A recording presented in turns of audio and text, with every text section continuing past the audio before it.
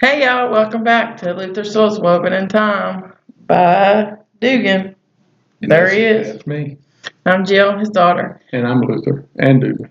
So in a previous video, Dad had mentioned some of the youth at church going through his bags. What he didn't tell you is he also carries a bag with candy in it too, so they come looking for that too. But I guess they looked in both bags, and DJ was looking through the poems and found Let the Spirit Lead and asked Dad for a copy. So Dad's going to share with you his story of Let the Spirit Lead, and then at the end he'll read the poem to you, and we hope you enjoy today's little video. This poem was written back in '92. I was doing a lot of writing at the time, and a lot of my poems came about at that time. But this happened. I was teaching a group of 14, 15-year-old boys, and they were full grown 14, 15-year-old boys. They were as rowdy as they get. Some of them were. And but I enjoyed them. There was a pretty good sized group of them. There's probably 12 or more of them. And but I love those boys. And we had a lesson one day, and the text of the lesson came from Galatians. Most of it came from Galatians 5, verses 16 through 26. And as I taught the lesson, or after I taught the lesson, I couldn't get the scripture off my mind, and I remember I had a good friend who was a songwriter, Lee Holmes. He had written for some very popular singers, uh, and they had recorded some of his songs. And I called Lee and I said, Lee, I wish you'd help me write this. He said, Dugan, he said, I don't write with other people. He said, I've tried it and I can't do it. He said, I just don't write with other people.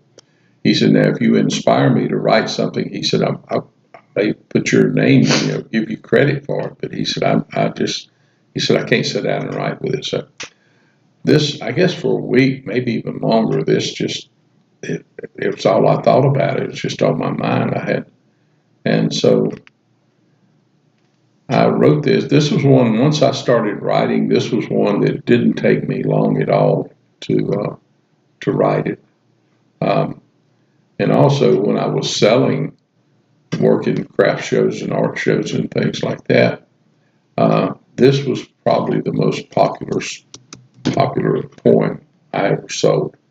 I found out too, it's in these, especially in an art show, you got a different group, but in the craft shows, most people don't want to read. They just want to, they want to look, but they don't want to read. But I found too that more women will read than men. Uh, but anyway, this was the most popular poem I had in all the art shows that I ever worked. This was the most popular poem that I'd ever written. And like I said, it came from Ephesians 5, verses 16 through 26. And it just made such an impression on me at that time. I couldn't get it out of my mind. And finally, I sat down. I was at home by myself. I don't know where the rest of the family was.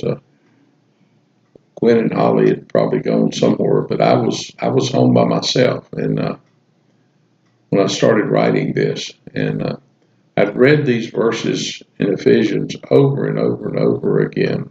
Matter of fact, I guess pretty much the whole chapter of Ephesians, but especially 16 through 26. I couldn't get it off my mind. So I sat down to clear my mind of this one day and wrote it in a relatively short period of time. It's 5 stanzas. And it became the most popular. And I know of one family that, as far as I know, to this day, they have it hanging in their home.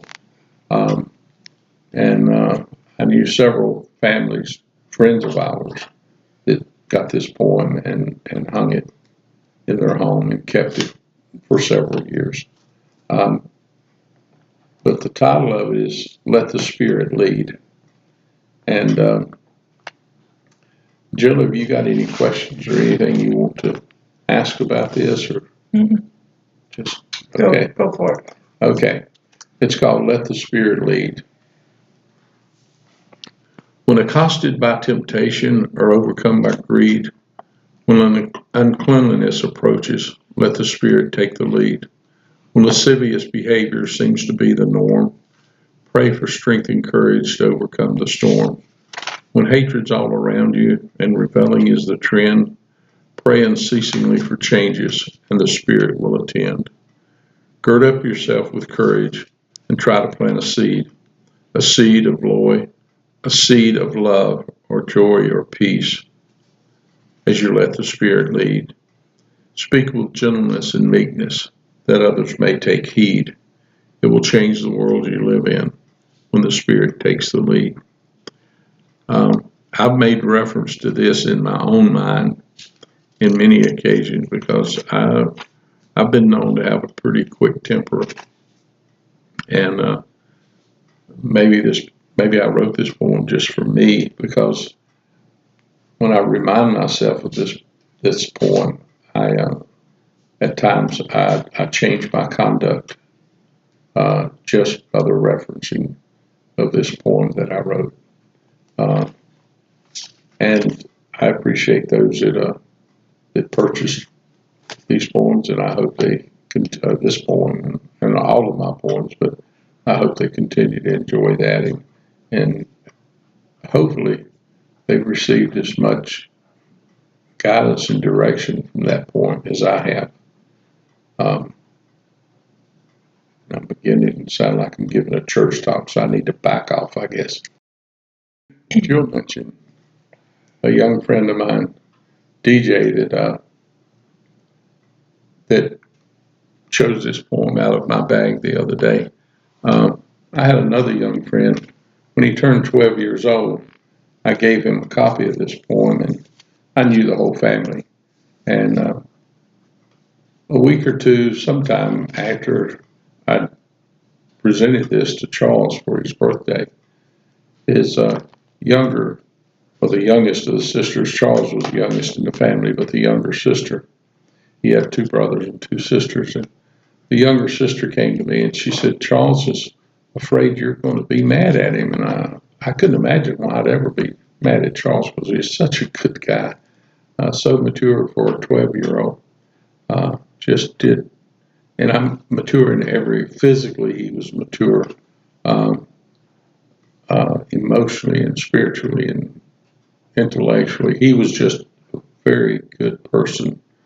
And I couldn't imagine why I would be mad at Charles. And I said, why is he afraid of him? What has he done that he thinks I'd be mad at?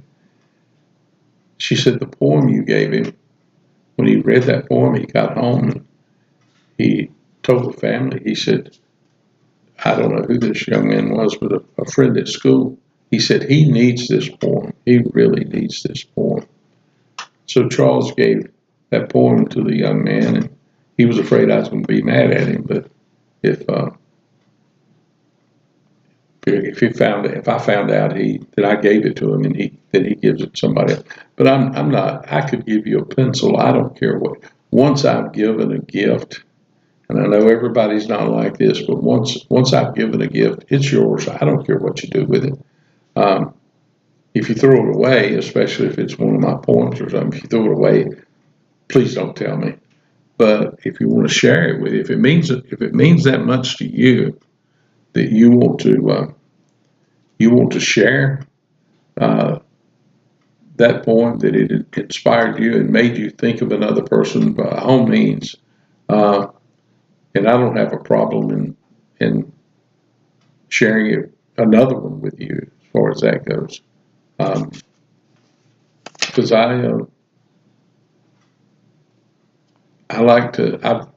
I've made enough bad influences on people and enough bad impressions on people that I think it's time that I started making some good impressions. So um, I don't know if I can think of any other stories about let the Spirit lead, but it's been a good one to me, and it's afforded me a lot of direction and at times in my life. Thank you. Well, I think both of those instances with Charles and with DJ, well, one you gave it was a gift from you to Charles, but then Charles looked at it like, oh man, I think I know somebody that could really use the message of this poem. So he, passed it on. I think that's a neat story right there. And then DJ, when he was looking through it, same thing. When he was looking through it, you weren't necessarily given anything, but you do tote those around. If somebody wants one or likes it, then yeah, they can take it and enjoy it. And same thing, he thought it, but his was outward too. To how can this benefit a friend of mine? So I think both of those are really neat And ways to share. You mentioned me carrying a bag of candy too. Um, I guess I need to report. I give a lot more candy away than I do points. Maybe I should be offended about that. Nah. All right. Well, we sure appreciate y'all checking us out again and listening to Let the Spirit Lead. We hope you enjoyed that. Dad said he thought he was preaching, so he'd back off or teaching at church. So I have used that poem in several lessons that I've taught at church.